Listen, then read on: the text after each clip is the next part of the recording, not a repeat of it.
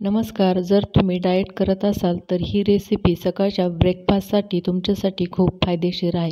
तर मी येथे 1 वाटी राजमा थोडेसे मीठ टाकून शिजवून घेतलेला आहे. 1 टोमॅटो, चिरलेली काकडी, चिरलेला गाजर, थोडासा कांदा, चवीपुरतं मीठ, जिरे पावडर, काळे मीठ, चाट मसाला व 1 चमचा मध घेतलेला आहे. इथे तुमच्याकडे मध नसेल तर तुम्ही पिठे साखरेचाही उपयोग करू शकता. यामध्ये तिखट आवडत असेल तर तुम्ही हिरवी मिरचीही चिरून टाकू शकता.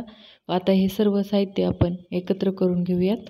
तर आपली ही एकदम सोपी आणि साधी रेसिपी तयार आहे. ही वजन कमी करण्यासाठी खूप उपयुक्त आहे.